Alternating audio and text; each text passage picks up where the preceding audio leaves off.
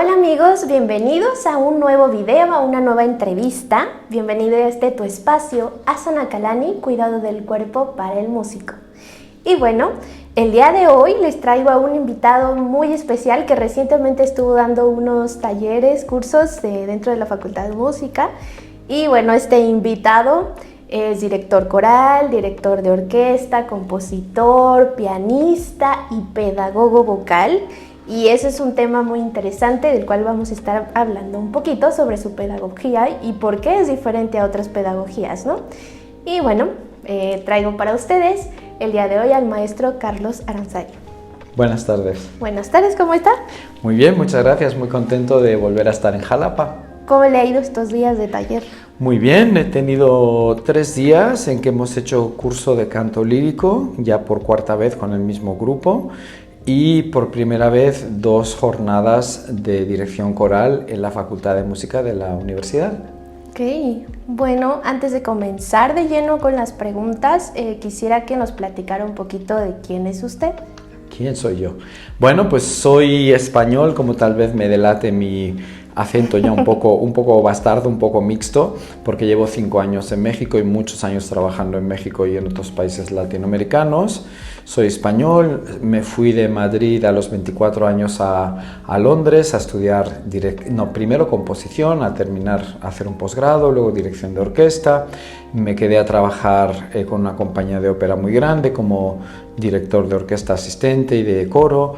Luego fundé mi coro profesional, el Coro Cervantes, con el cual trabajé 20 años. Y luego he hecho muchas cosas, me adentré en el mundo de la pedagogía vocal, fíjate, porque ya había estudiado canto en la Escuela Superior de Canto en Madrid y con profesores en Londres, pero llegó un momento en que tuve una lesión, bueno, la verdad es que no tuve una lesión, tuve una enfermedad, me enfermé de tosferina, que no es tan común, y me afectó mucho la voz y sobre todo la voz cantada. Y entonces, justamente, asociando la idea con tu trabajo, me adentré en el mundo de la fisiología y por supuesto, del funcionamiento del cuerpo para entender qué es lo que estaba pasando y qué había pasado con esta enfermedad que te afecta durante 3 meses y no te deja casi respirar. Justo después de eso, además, empecé a trabajar en el Opera Studio de Covent Garden, de la Royal Opera House de Londres, la ópera de allí, con los jóvenes cantantes del Opera Studio. Y llegó un momento en que mi trabajo aquí empezó a ser tan constante que el Coro de Madrigalistas de Bellas Artes me ofreció ser director titular de esta agrupación y decidí que me apetecía muchísimo un cambio. Llevaba 30 años en Londres y que por qué no cambiar. Claro, muy y aquí padre. estoy. Ok, bueno, esta entrevista a mí me pareció muy interesante hablar de este tema. Porque bueno, creo que para muchos de los que estamos dentro de la música, nunca se nos explica en realidad científicamente cómo funciona el cuerpo, ¿no? Y yo creo que para todos los instrumentos, no solo para el canto, ¿no? En general yo he visto sí mucho desconocimiento por parte del alumno y también por parte del maestro. Y así como lo comentaba también con Tania, a veces pareciera que se instruye desde la imaginación y nunca tenemos como este verdadero interés de decir, bueno, voy a tocar la flauta, pero quiero saber cómo está funcionando el diafragma, cómo trabajan los pulmones, bla, bla, bla, ¿no? Entonces, me llama mucho la atención esta parte de su pedagogía vocal y yo quisiera preguntar puntualmente en qué momento de su vida y por qué ¿a usted le nació este interés de ser más consciente de su cuerpo dentro de la interpretación musical? Bueno, fíjate que yo hace mucho, ahora que me lo planteas, en el año 89 por ahí, empecé primero por una temporadita en que vivía al lado del centro budista de Londres y entonces iba a hacer meditación y cosas así. Claro.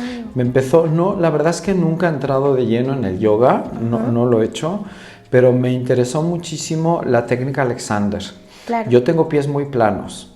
Y entonces un amigo mío que tuvo un problema de pies me recomendó a un terapeuta de técnica Alexander. Aprendí más sobre quién era Alexander y qué por qué y tal y cual. Y ya en Londres se estaba utilizando en las universidades y conservatorios de música la técnica Alexander. Y entonces hice bastante para corregir la postura dirigiendo y al piano.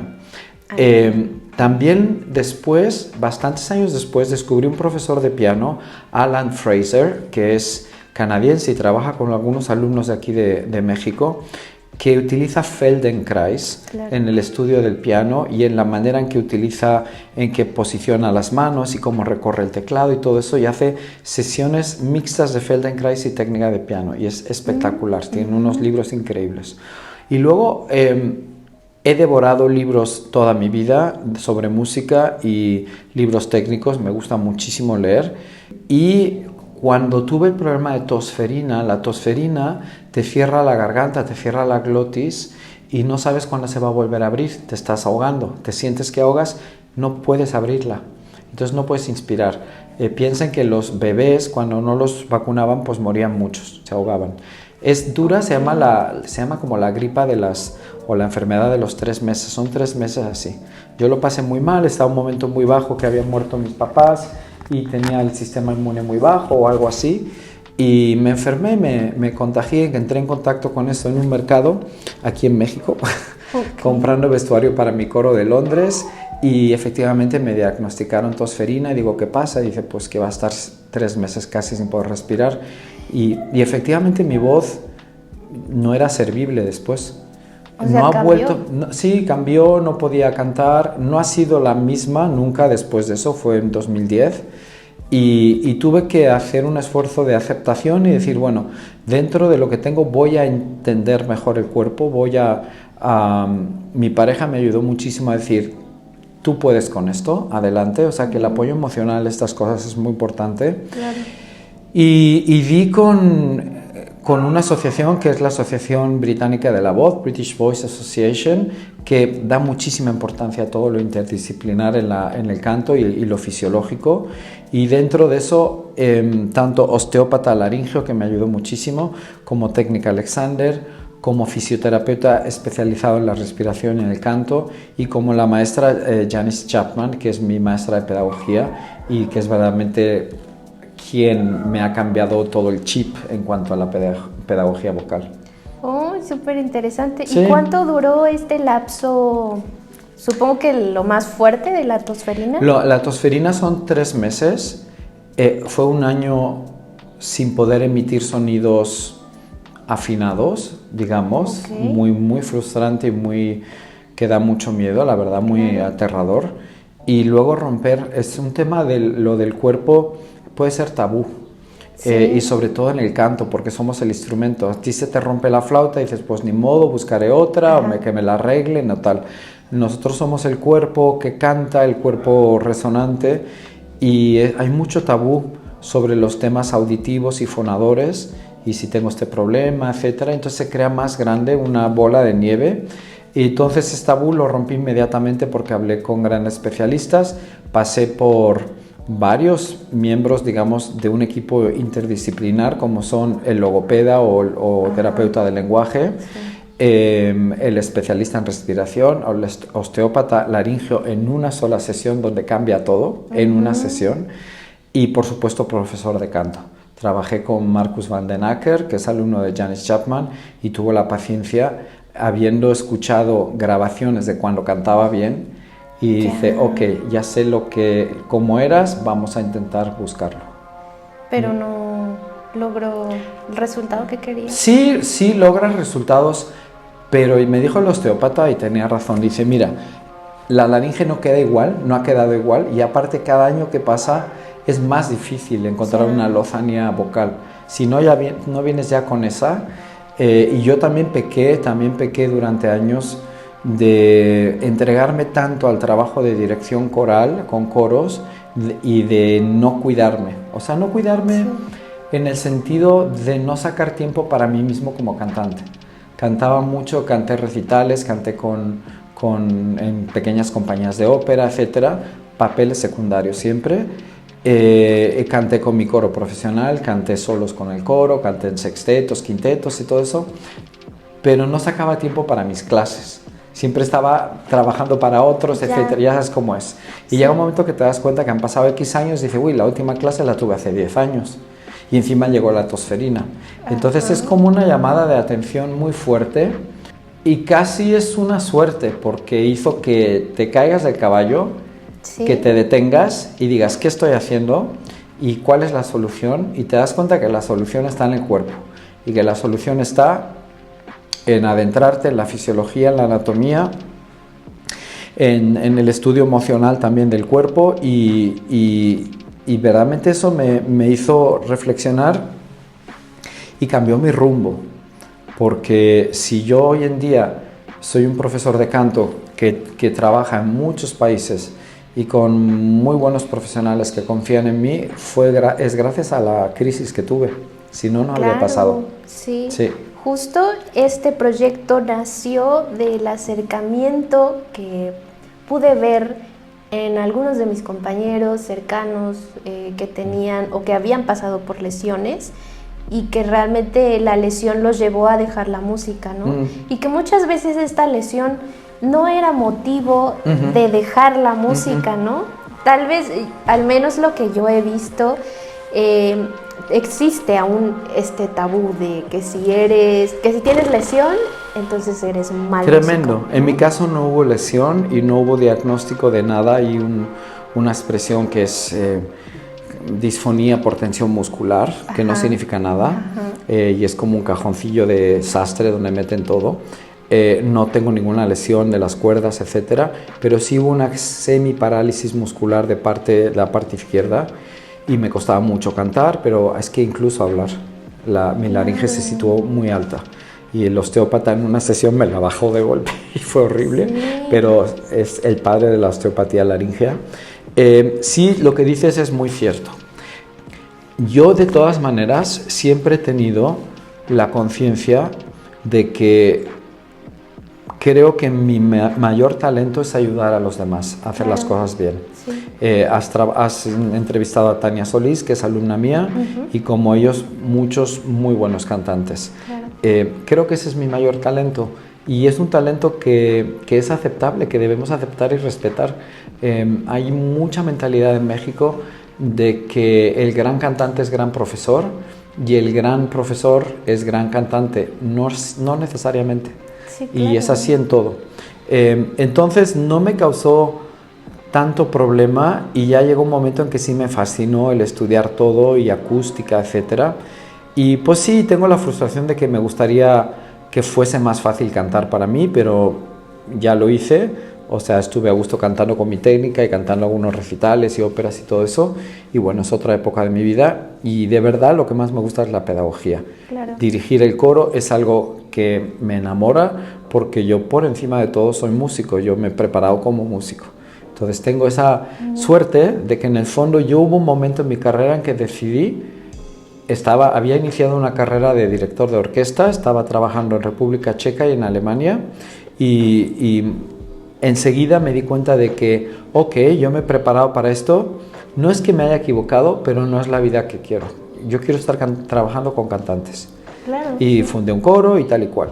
Entonces, ningún tipo de sabor amargo ni nada así, sino lo contrario. Todo lo que he aprendido lo pongo en función de ayudar a mis alumnos y de saber más.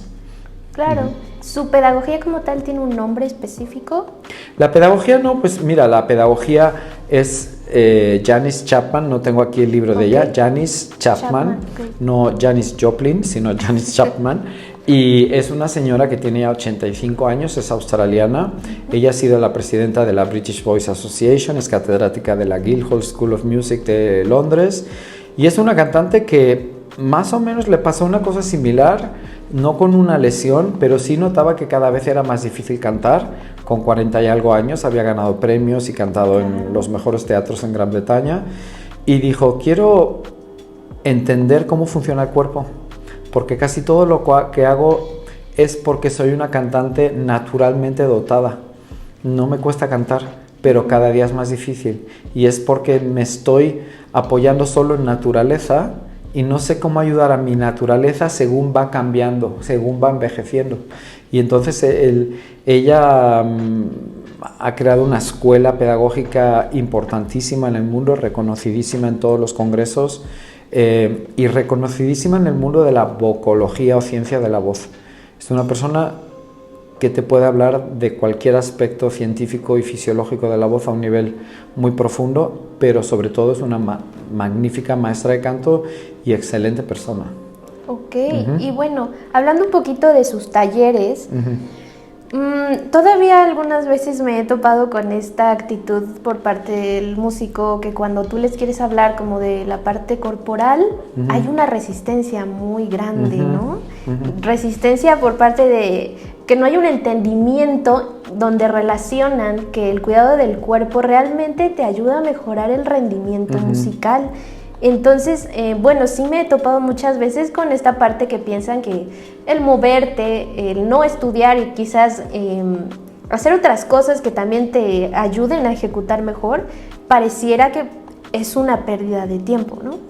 Pero dentro de sus clases yo he visto que incorpora prácticas físicas en el piso. Sí. ¿Cómo le ha ido en cuanto a esta parte que le digo, ha tenido resistencia por parte de alguien o ha tenido pues esta parte de sorpresa del el ver que no sabemos cómo funciona el cuerpo? Hoy mismo aquí en Jalapa hemos tenido taller de respiración para los estudiantes de posgrado de dirección coral y para los cantantes que han querido, y la semana pasada lo hemos hecho en el taller de canto coral. Mis madrigalistas, mis cantantes también lo han hecho. Es increíble cómo en una sola sesión, que dura un poquito menos de 2 horas, que es lo que duras en explicarlo, yo trabajo con mi iPad y llevo un programa increíble de anatomía que se llama Complete Anatomy, y donde puedes quitar y poner los músculos y ver y todo. Y entonces, primero de todo, hay desconocimiento sobre el cuerpo. Un desconocimiento que en el caso del cantante, yo considero que hoy en día no hay excusa para no saber un poco sobre tu cuerpo. Claro. Nunca la ha habido, pero no hay excusa. Y desde luego para el que quiere ser pedagogo o ya lo es, cero razón. O sea, no puede ser, no puedes no conocer el cuerpo porque estás trabajando con un cuerpo. Entonces sí, efectivamente hay sorpresa, el tema famoso del diafragma, mucha gente no tiene ni idea de lo que es, ni de lo que hace, ni dónde está, ni nada de nada. Los pliegues vocales tampoco saben lo que es, la resonancia tampoco, etc. Hacemos una clase con mats de yoga, con tapetes, nos ponemos en el suelo. Y la clase consiste verdaderamente primero en un poco de educación anatómica de cuál es el sistema respiratorio. La gente no se da cuenta de que sin abdomen no hay respiración, piensan que todo es torácico y no se dan cuenta de la importancia del transversus abdominis, etcétera, etcétera. Entonces primero es eso y luego es tumbados, primero boca arriba, tumbarse y ver qué hace el cuerpo cuando estás muy relajado y cómo respira y cómo es el flujo, entender cuáles son los músculos involucrados y luego ya sí buscar algo muy interesante que Janis llama el sonido primario y que es verdaderamente encontrar la conexión que tenemos animal, natural, con esos gruñidos, gritos, ruidos que hacemos que son naturales. Por ejemplo, la tos, el ruido, la fonación que lleva la tos, el grito, el reír, el llorar, el asustarse. Es interesante, ella lo llama el sonido primario y dice, sin esa conexión no existe el cantante de verdad, no existe el cantante animal, visceral, es algo intelectual, pero no está en el cuerpo.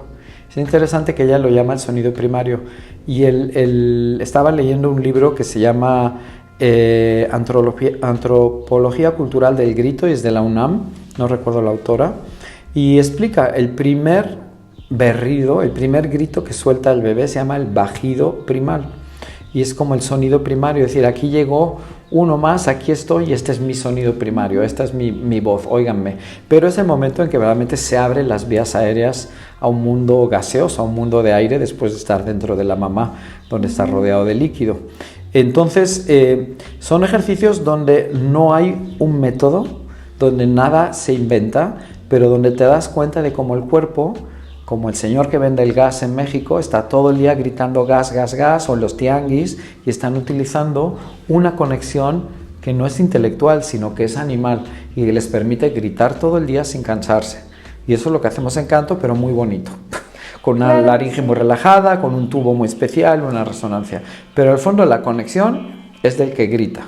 Esa es la conexión y eso nos da una potencia y un cuerpo que se involucra. Entonces, esa clase de canto no he tenido, digamos que reacciones adversas o gente reticente o algo así.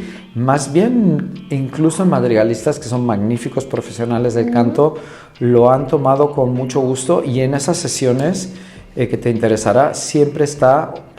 La verdad, siempre ha estado conmigo para ayudar con cosas posturales, porque es una de las principales esferas, digamos, del núcleo de la pedagogía de Janis, es el alineamiento corporal. Claro. Hemos tenido siempre a Louise Phelan, que es nuestra profesora especialista en técnica Alexander. Claro, y justo lo que dice esto de la parte de la respiración.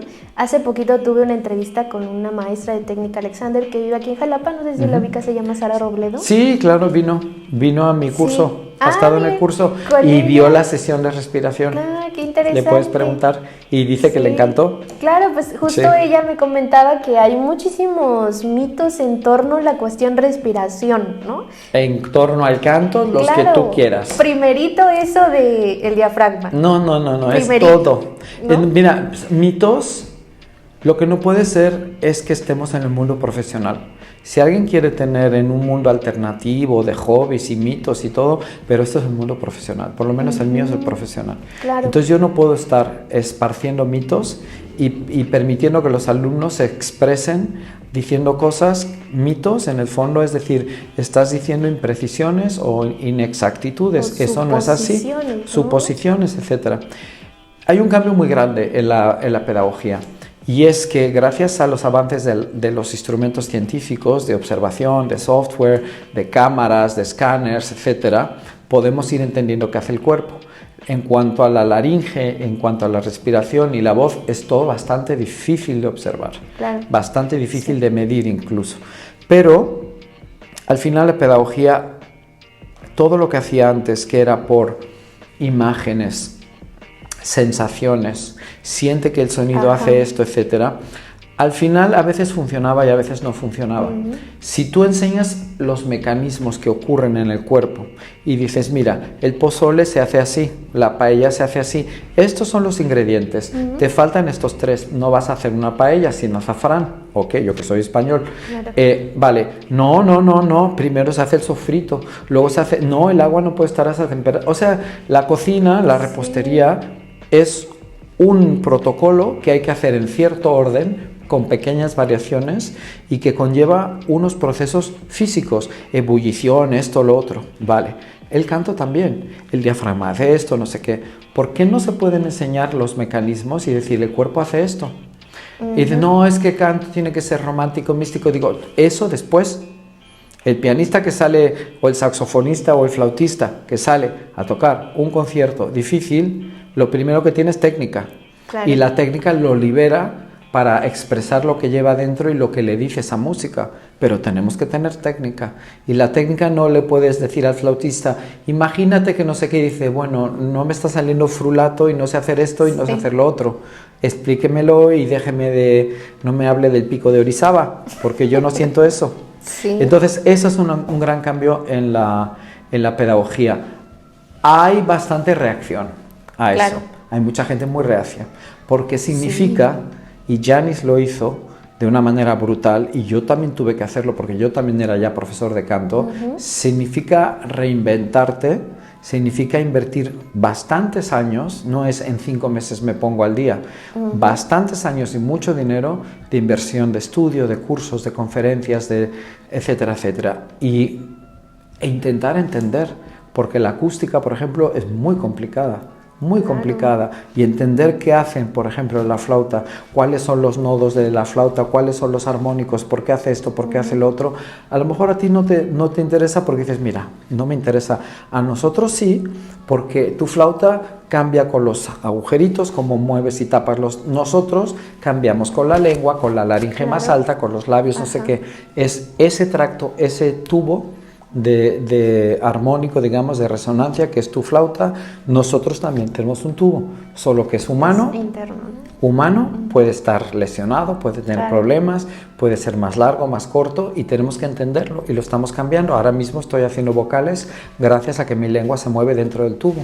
Y también te topas con esta parte de que cada alumno tiene un cuerpo diferente. Totalmente. ¿No? Y uno no puede establecer, ¿no? Va a ser así y ya, ¿no? No, pero también hay que decir que la fonación es fonación, que la acústica es acústica, que un tubo es un tubo, que un ser humano es humano, que una nariz es una nariz, etc. Y dentro de eso tienes que buscarle, Janis lo llama un poco el sweet spot de cada voz. Tienes que buscarle dónde suena bien tu voz, cómo suena bien, cómo ajustan los armónicos y los formantes del tubo para que suene bien.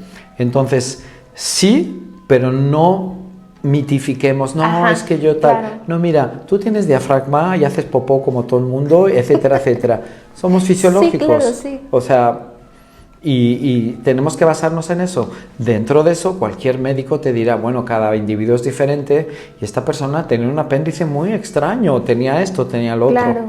Esto también es cierto. Y supongo que también involucra la parte corporal, o sea, qué tan corporales somos, me refiero a que si somos muy grandes o muy pequeños, eso cambia, ¿no? En nuestro color de voz. Sí, nuestra técnica, verdaderamente lo que más cambia el color de voz, si me permites, es la longitud y la anchura de nuestro faringe, del cuello. Es lo que más hace que cambie. Depende de las cuerdas que tengas dentro, todavía te falta lo otro, qué tipo de resonador tengo. Y dependiendo del tipo de resonador es donde oyes que las voces, por ejemplo, muchas de las voces graves de hombres y mujeres son de hombres altos, donde el tubo es más largo. Y entonces dices, bueno, es que un tubo de trombón más largo me da un sonido más grave. Ajá, nosotros también. No es que te dé el sonido más grave porque lo dan las cuerdas, pero los armónicos están dispuestos para enriquecer más los sonidos graves. Es fascinante. Nunca acaba, hay toda una ciencia, está la ciencia de la voz, en inglés se llama vocology o voice science, en español suena muy feo, pero es vocología. Y la semana pasada, por ejemplo, hace una semana justo estuve participando en el primer simposio de la Voice Foundation de México, en Santa Fe, en Ciudad de México, y vinieron algunos vocólogos de los primeros del mundo, junto con foniatras, etcétera, algunos de los padres de la foniatría en México, unos doctores increíbles. Estuvimos hablando de todo, de cómo se mezclan los temas médicos y canoros musicales. Bueno, y ahora quisiera preguntarle un poquito, desde su experiencia, supongo que ha tenido un poquito más de acercamiento con cantantes. ¿Usted cuál cree que son las lesiones principales, las causas principales de lesión en los cantantes? Ok, depende mucho de dónde. Creo que la principal razón de lesiones en cantantes es abordar repertorio demasiado fuerte, grande, demasiado joven o sin preparación. En México se da bastante. Y entonces la gente se mete a trabajar porque se da un fenómeno en México, y es que sinceramente me atrevo a decir que es el país donde yo he encontrado mejores voces. Las voces son espectaculares y hay muchas. Entonces estas voces jóvenes con salud y cuerpos bastante y mentalidades extrovertidas y yo vengo de mi pueblo, del estado no sé qué, y aquí estoy en Ciudad de México y vengo a cantar porque siempre he cantado. Ese amor que hay en México tan bonito por el canto, en familia, en el cumpleaños, en el mariachi, la ranchera, y échate una de Luis Miguel y una de Juan Gabriel, no sé qué. A ustedes les puede parecer que es lo común, no es tan común en todos los países. En España solo en comunidades más regionales, pero en general, según hemos ido echando para adelante en el mundo globalizado, cantamos menos que nuestros abuelos. Entonces, eso hace que el mexicano se aviente y se echa a cantar. Y cuando ven que tiene buena voz, cántate lo más difícil. Y se ponen a cantar cosas difíciles. Unido a la falta de técnica de respiración.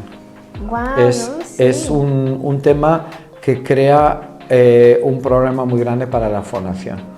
Y entonces verdaderamente hay muchos errores, y a mí me preocupa mucho, tú que eres profesora de yoga, me preocupa mucho que haya una creencia de que para adiestrar la respiración, que es algo que hacemos constantemente, haya que hacer ejercicios físicos de tensión, como planchas y sentadillas, eso no es cierto, no hay que hacer eso para hacer la inspiración. Yo antes los mandaría a pilates, a yoga, a Alexander, etcétera, que hacer cualquier cosa así, porque además los veo haciendo ejercicios donde cantan, están emitiendo, fonando, haciendo una plancha y tienen la laringe cerradísima, la glotis cerrada para ser fuerte, tiene el cuerpo tensísimo, cero flexibilidad en el abdomen y están cantando.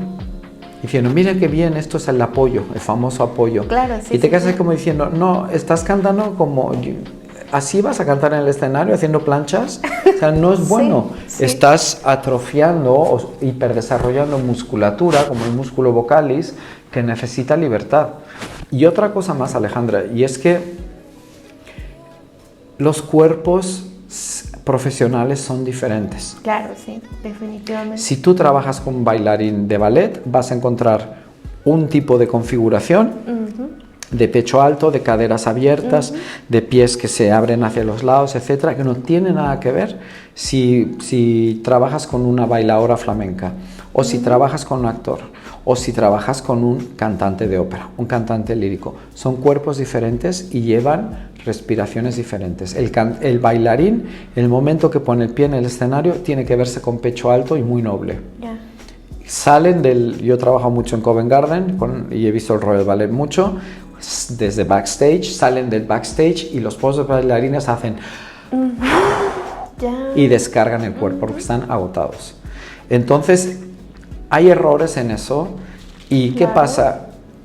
Lógicamente, un muchacho joven o muchacha que vienen a cantar tienen unos años de desarrollo que son esenciales, donde se está uniendo el desarrollo corporal, hormonal, etcétera, de su voz. Son chicos de 17, 18 años, y las oportunidades de estudio y de llegar a la carrera profesional a una edad suficientemente joven como para ganar concursos o para que te acepten en óperas, etcétera, en teatros. Si se pasa esa edad, dice, ya canto muy bien, pero tengo 57, y digo, mire, ni la voz está tan joven, ni yo le puedo ofrecer un trabajo.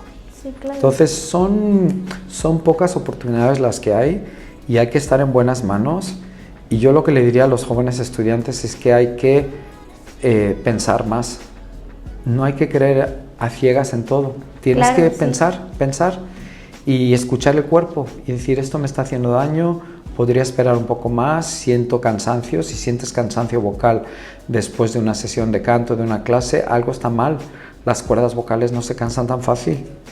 Sí, claro, justo lo que comentaba, definitivamente uno no va a tocar, por ejemplo, en mi caso, yo no toco la flauta igual que cuando medito. Definitivamente no tiene nada que ver. Son diferentes respiraciones. Son cosas completamente distintas, acciones muy diferentes, energías muy diferentes, ¿no? Entonces, bueno, más que nada, como yo percibo la práctica del yoga para la ejecución, es más que nada la parte propioceptiva del cuerpo. Genial. El mejoramiento de la postura. Genial. Y no meterme, o sea, ya a mí no me gusta meterme con la técnica del músico, que sea cantante, instrumentista, lo que sea, ¿no? Porque creo que eso es muy de cada escuela, ¿no? Es como si yo me meto con el yoga. Exacto, y me empiezo a inventar que sé de yoga y no sé de yoga. Claro. Yo puedo corregir hasta cierto punto cosas y sobre todo puedo poner mi dedo en la llaga y decir, mira, tienes mala postura, déjame ver, haz eso, no sé qué. Incluso llegar a descubrir cosas que el cantante no sabe, como esto, mira, no te quiero dar malas noticias y yo puede que me equivoque, pero yo creo que tienes bastante escoliosis. Claro. Y me ha pasado. Y si no me digas, dice, pero pues sí me noto un hombro así, pero nunca me lo han dicho. Digo, no, tienes escoliosis. Digo, necesitas ir a un médico especialista de la espalda que lo confirme y que nos diga qué va a pasar. Digo, sobre todo por tu salud a largo plazo. Pero entonces sí digo, por ejemplo, la semana pasada se lo dije a alguien, mira, necesito que vayas a la profesora de técnica Alexander, que vea un poquito cómo utilizas el cuerpo y ella nos va a decir si necesitas fisioterapia, si esto y lo otro. Entonces, en mi lista de equipo interdisciplinar está el profesor de yoga. Digo, porque el yoga te va a enseñar muchísimas cosas, te va a dar además flexibilidad, te va a dar estar en comunión con tu cuerpo y escuchar al cuerpo, te va a enseñar a lo que es capaz el cuerpo, te va a enseñar muchas cosas y te va a detener el mundo, bastante. Sí. Vas a detener el mundo y este tema propioceptivo es esencial, absolutamente Claro. esencial. Entonces, no se trata de adoptar el yoga al canto, yo no diría eso nunca, ni nada de esto, sino verdaderamente hacer bien el yoga y decir, ¿qué saco Sí, yo de claro, esto? ¿no? ¿Qué Sí. saco yo y qué me llevo al canto y me sirve? Desde la postura, el alineamiento corporal, el tema de los ejes del cuerpo, por ejemplo, la pelvis fija en el canto es terrible. Una pelvis que está Ya. fija o las rodillas hacia atrás bloqueadas, que tantas chicas las tienen, Sí. son terribles para el canto, porque ya no estás verdaderamente con un cuerpo líquido, fluido. Y para el canto es esencial que no haya rigidez. Entonces ahí es cuando encontramos la fuerza. Así que sí, son temas fascinantes y hay mucha literatura. Ok, ahora quisiera preguntarle, ¿usted cómo ve el panorama de incorporamiento de estas prácticas físicas y mentales, yo agregaría, dentro de los conservatorios Mal. de México, Mal, por ejemplo? me imagino que mal. Yo no me muevo dentro del mundo del conservatorio porque no quiero que nadie piense que vengo en plan intruso. Ya. Yo tengo mi propio estudio, mi propia práctica y la gente es la que me viene a buscar a mí y además soy director del coro de madrigalistas para el IMBAL y ya está. Tengo mi equipo aquí, tengo desde fisioterapeuta especializado en temas maxilares, articulación temporomandibular, todo lo que es Claro. cabeza y cara. Tengo foniatra que sabe de lo que habla y sabe mucho de canto. Tengo la profesora de técnica Alexander, trabajo con ese equipo. Una doctora especialista en acústica que tiene su propio software de análisis espectral de la voz, etcétera, etcétera. Mucha gente con la que trabajar. Yo vengo del mundo británico, he vivido 30 años y mi casa está en Londres. Y en el mundo británico tampoco fue tan fácil, pero por ejemplo la técnica Alexander entró como asignatura hace mucho. Estamos hablando ya de 30 años, ha sido 35. Sí. Temas psicológicos y de entrenamiento de la ansiedad, por ejemplo, como hay uno que se llama el entrenamiento autogénico, yo lo he hecho y lo daban, por ejemplo, en la Guildhall. Temas como el entrenamiento de la respiración, que la terapia que desarrolló, igual que Alexander, alguien llamado Sven Smith en Dinamarca desarrolló toda una terapia que se llama Accent Method, el método del acento Smith, para los tartamudos en 1930. Y eso se ha ido adoptando y adaptando al canto y al habla para conseguir flujo de aire. Eso existe ya en conservatorios en Gran Bretaña y está en todo el sistema de conservatorios de canto de Australia, porque son los profesores australianos como Janis los que más importancia le han dado. Incluso se está usando para instrumentistas de viento. Claro. En México, todo ese cambio, estoy hablando como ignorante, no lo sé. Creo que ese cambio, esas materias, asignaturas, vienen como cursillos, talleres, etcétera, y muy basado en ustedes lo saben mejor que yo, en el interés específico de algún profesor que dice, hay presupuesto para que yo traiga esto, voy a traer un profesor. Que entre en los planes, en España tampoco creo que esté, la verdad, que estén en los planes. Y sí debería estar, y desde luego en el caso mío, de mi tema, que es el canto, lo considero esencial.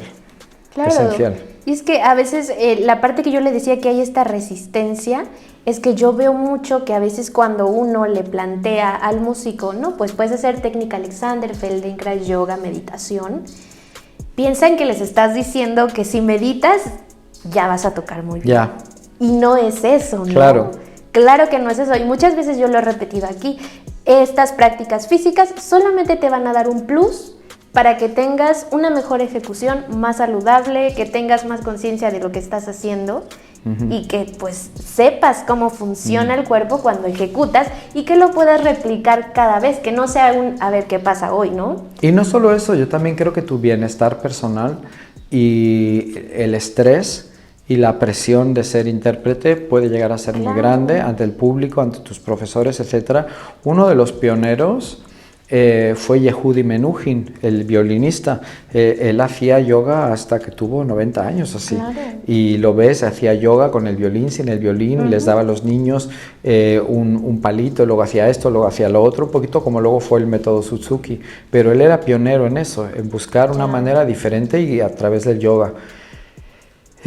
Todo lo que sea mantenernos sanos y mantenernos contentos y relajados, equilibrados emocionalmente, quitar esos nudos, porque luego esos nudos emocionales se trasladan, se traducen en nudos corporales. Yo trabajo mucho con un tema muy delicado del cual hay muchísimo en México y es una tensión enorme en la base de la lengua, pero enorme.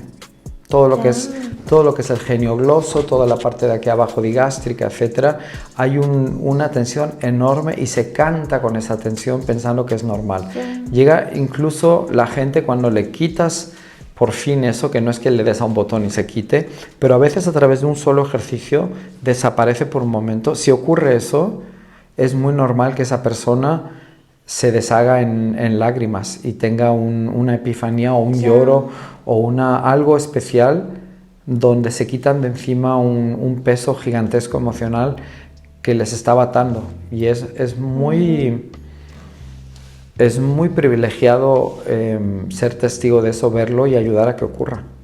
Bueno, esto tiene que ver igual con la parte psicológica, ¿no? Muchísimo. El canto tiene muchísimo que ver con la autoestima, con la emoción, con muchos temas, y un cantante de verdad necesita un buen apoyo emocional de su familia, su pareja, sus amigos y eso, porque parece todo muy sencillo, pero se está enfrentando a diario con muchas dudas y con muchas inseguridades. Claro, con mucha crítica, con muchos juicios. Mucha crítica, y que te critican la voz y ya te han criticado la voz y a veces se atreven a criticar la persona porque la voz hace esto, o tú lo interpretas mal y dices, bueno, no les ha gustado mi voz.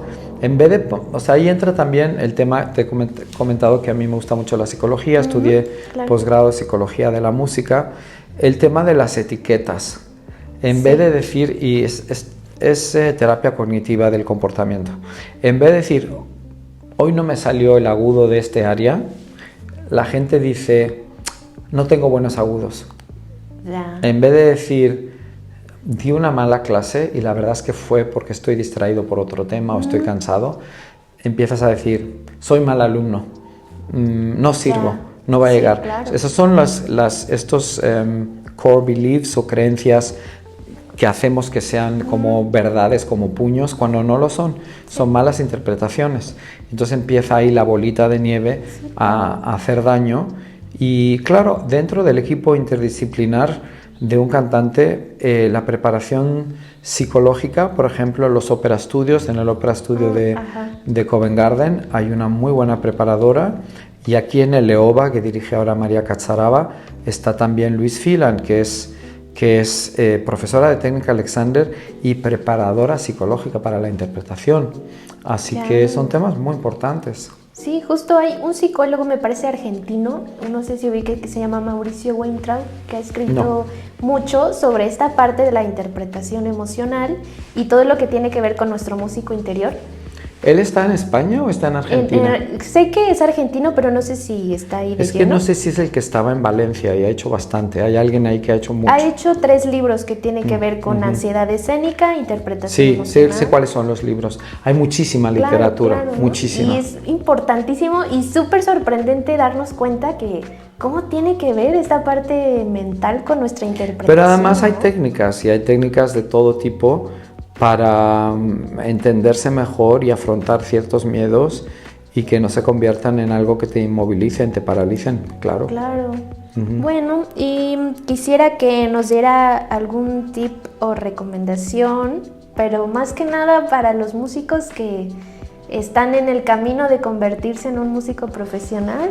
Ajá. ¿Qué les diría a usted para que no se desmotiven, para que pues vean que las cosas no son blancas o negras, ¿no? Las cosas no son blancas o negras.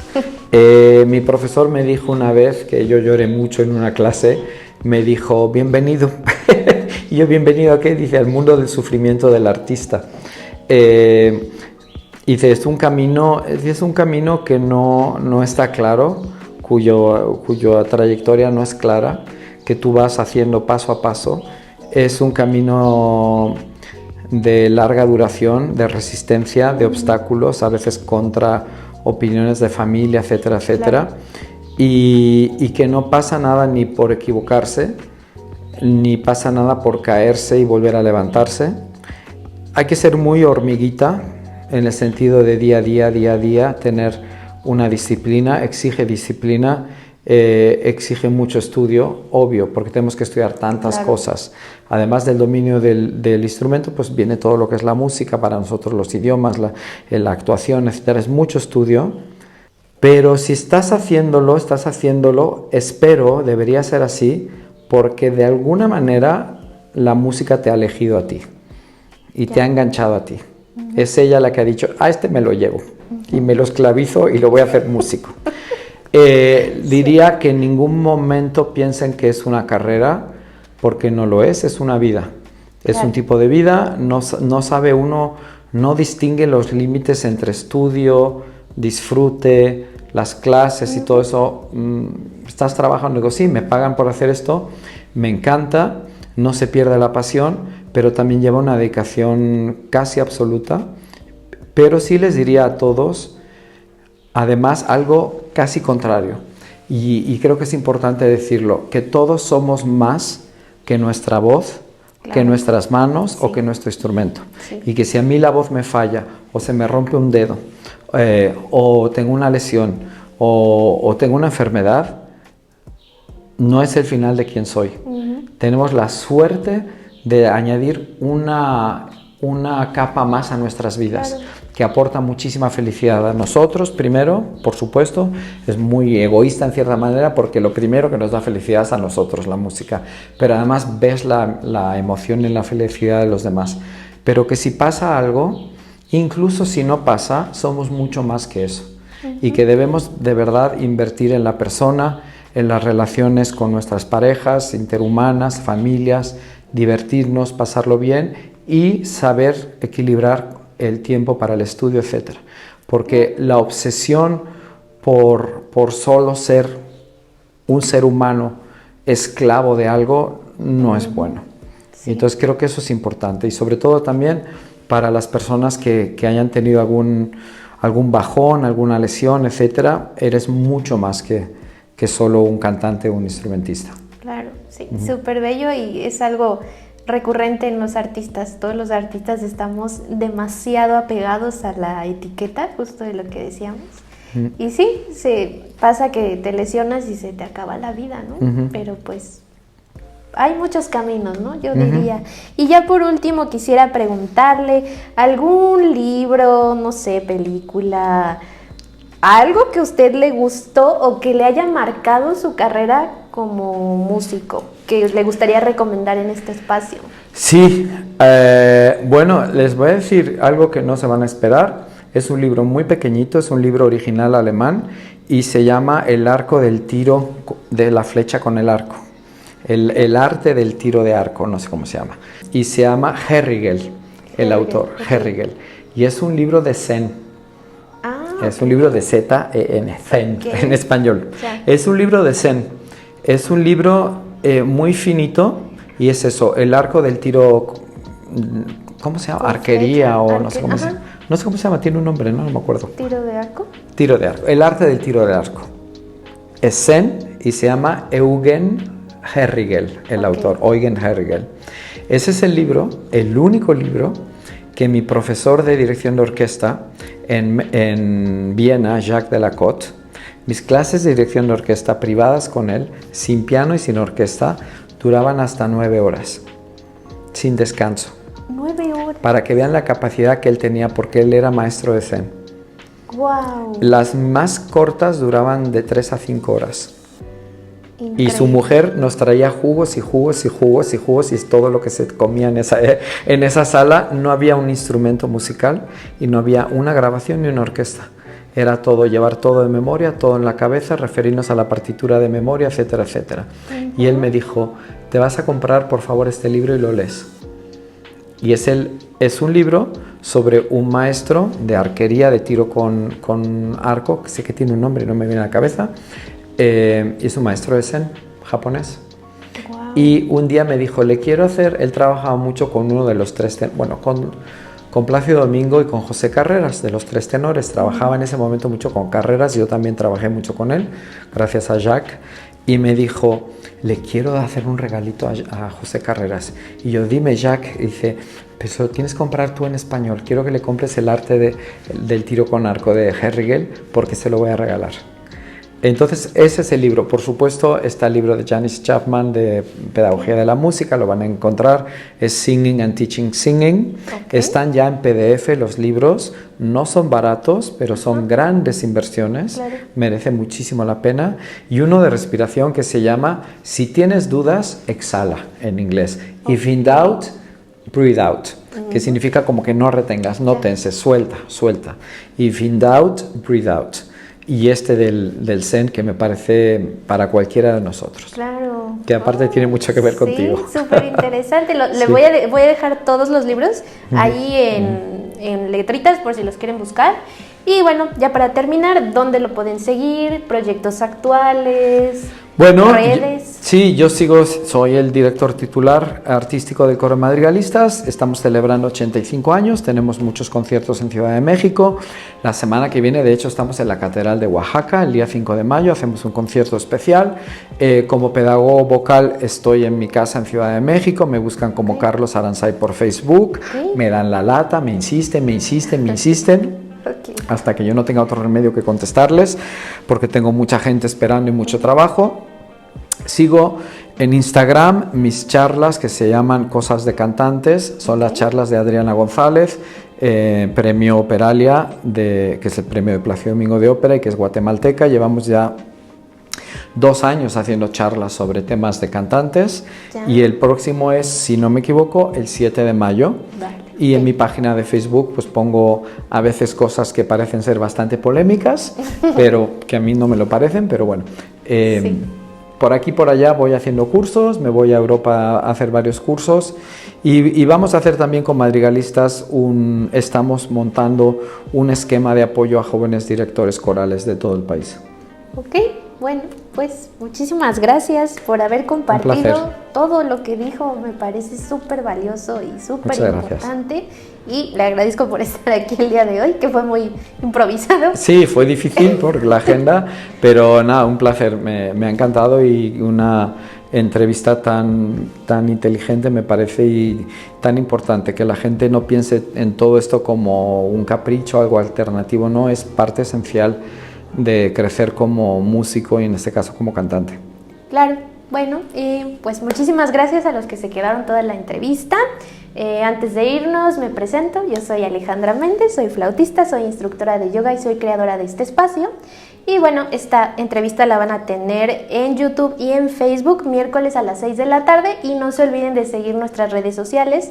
Estamos en Facebook, en Instagram, en YouTube y en TikTok como @asana.kalani. Ahí le voy a estar dejando nuestras redes, la del maestro. Y bueno, pues muchísimas gracias por estar aquí y nos vemos en otra entrevista. Adiós. Adiós.